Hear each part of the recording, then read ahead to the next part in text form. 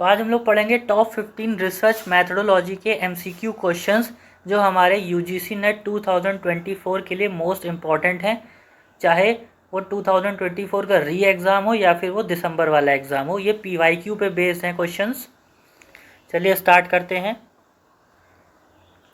पहला क्वेश्चन है, which of the following correctly represents the abbreviation VIDE used in academic writings.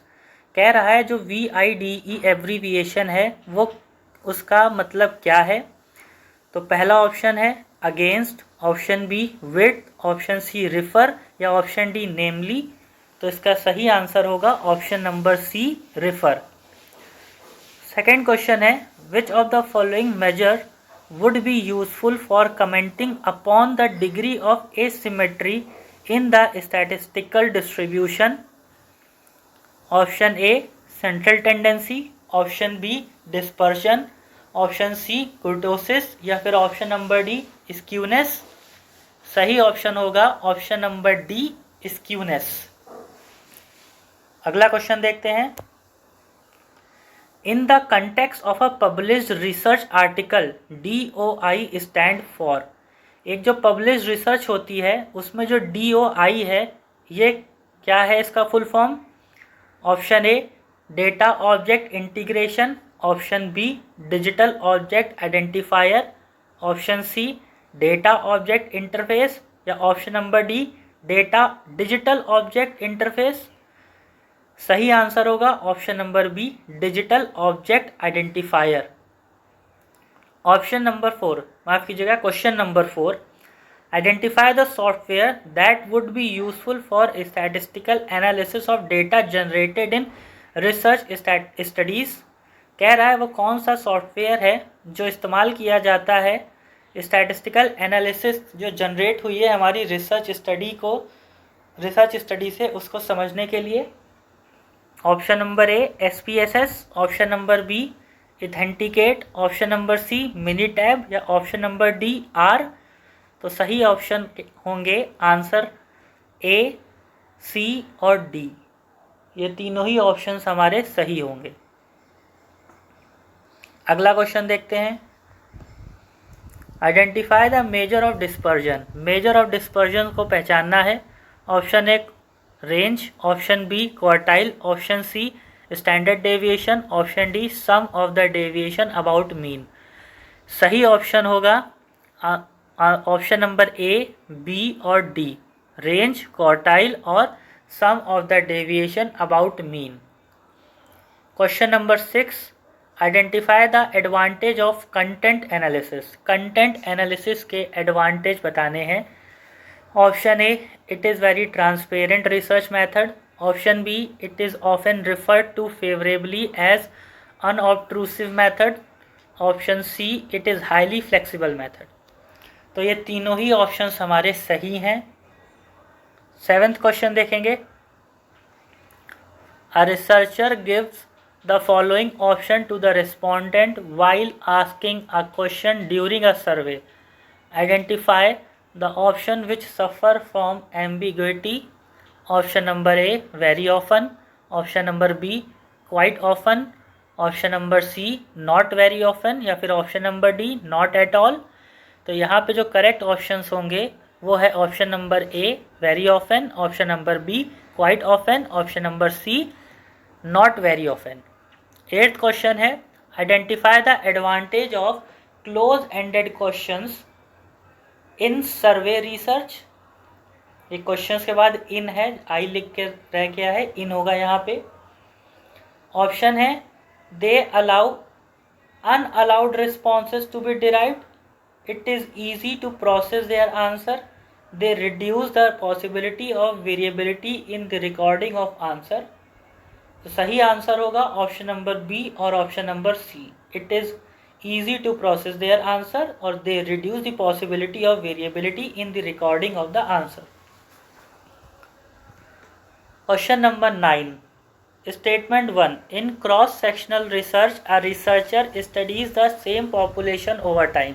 कह रहा है जो क्रॉस सेक्शनल रिसर्च होती है उसमें रिसर्चर जो होता है वो एक ही पॉपुलेशन को बार बार स्टडी करता है।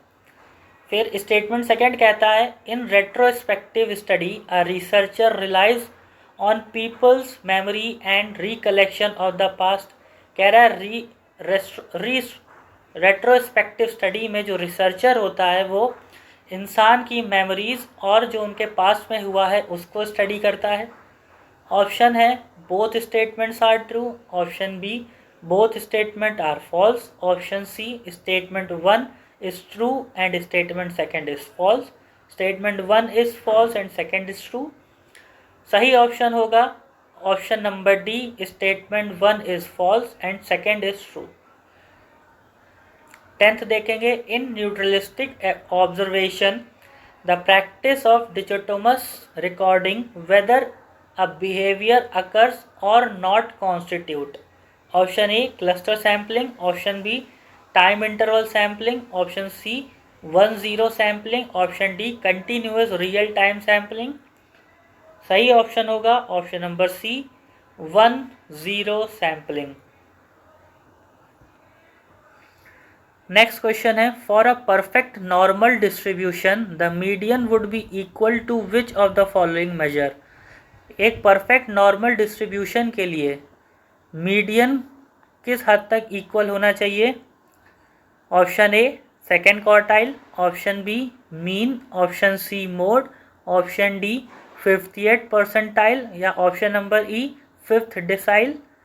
तो करेक्ट आंसर होगा option number A B C D E, ये सभी आंसर सही हो जाएंगे। 12th क्वेश्चन है the systematic elimination of extraneous variable other than those you are interested in can be done in which of the following research. Option A qualitative research, option B longitudinal research, option C experimental research, option D correlational research. सही answer होगा option number C experimental research. 13th question है a researcher obtain the following P value for the sample correlation coefficient of different samples which of the following can be considered at 5% level of significance।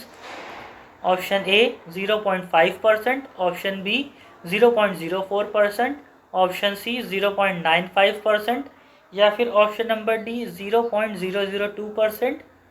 सही option होगा B और D 0.04% और 0.002%। 15th question है when the researchers age affect the behavior of the participant in the study it refers to। कह रहा है जब researcher की जो उम्र है वो जो पार्टिसिपेंट है स्टडी के उनके बिहेवियर को अफेक्ट करे तो इसे हम क्या कहते हैं। Option A sociology effect, option B biosocial effect, option C psychological effect या option number D response bias. तो सही आंसर होगा option number D response bias. 15th और लास्ट क्वेश्चन है identify the types of longitudinal study from the following. Option A trend studies, option B panel studies, option C prospective studies, option number D cross sectional study. सही answer होगा option number A सी और D trend studies, panels माफ़ कीजिएगा trend studies, prospective studies और option number D cross sectional studies. ऐसे ही informative videos के लिए channel को लाइक करें, सब्सक्राइब करें और ज़्यादा से